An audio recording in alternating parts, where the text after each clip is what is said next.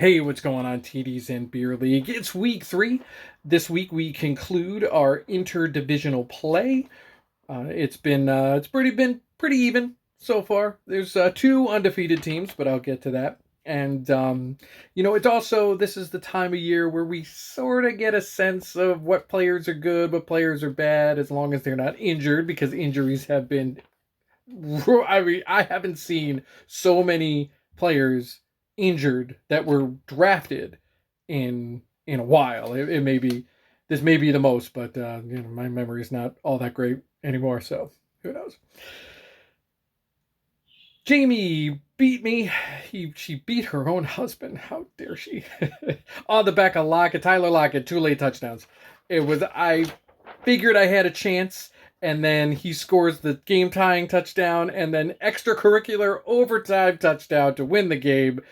Pretty much that was it. Cost me that combined with Madison doing jack with the Vikings so bad that they went out and got Cam Akers.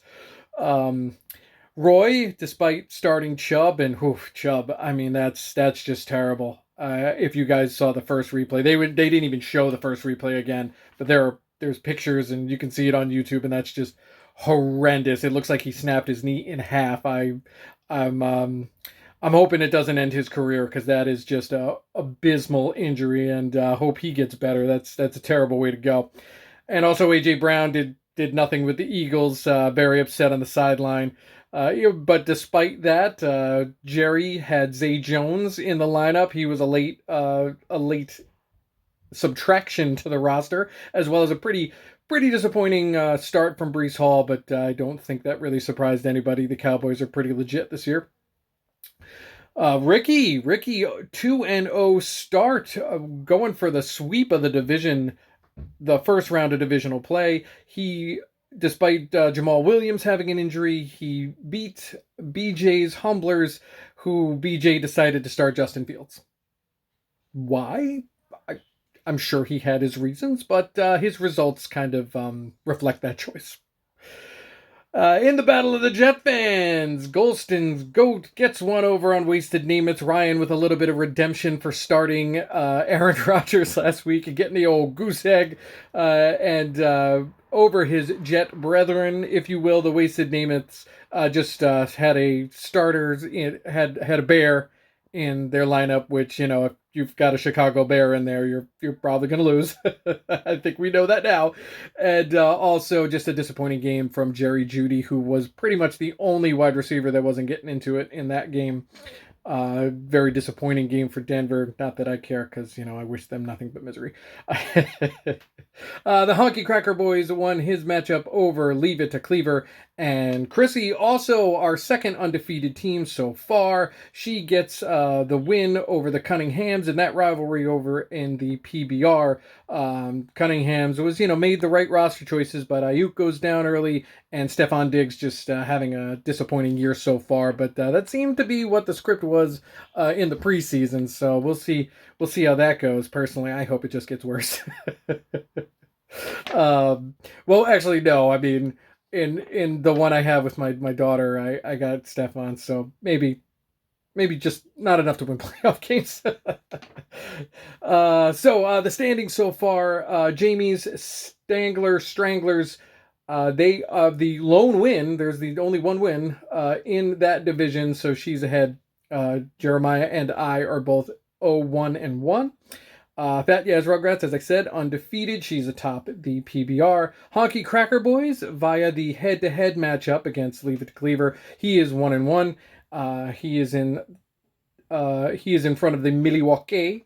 And Ricky, good start, 2-0 for the Tecate division. So that's where we are right now. Today's matchups, I go against BJ. BJ looking to not start Justin Fields, a very smart move on his part. Hopefully I can eke out a win myself. Effett goes for the early divisional sweep. He goes against Roy. Ricky Roy, Battle of the Brothers down there.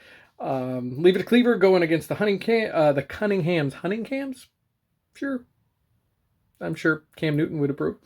Fat Yats Rugrats goes against Golston's GOAT to put her undefeated streak on the line.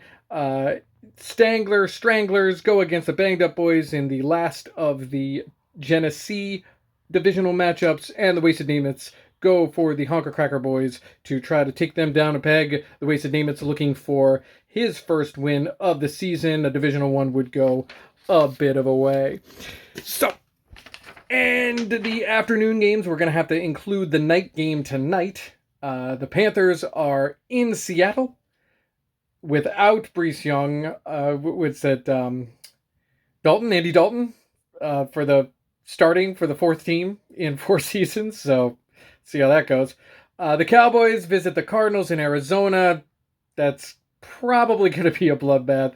Although the Cardinals looked pretty good in the beginning of that game against the Giants. Who knows if they can capture that in a bottle again.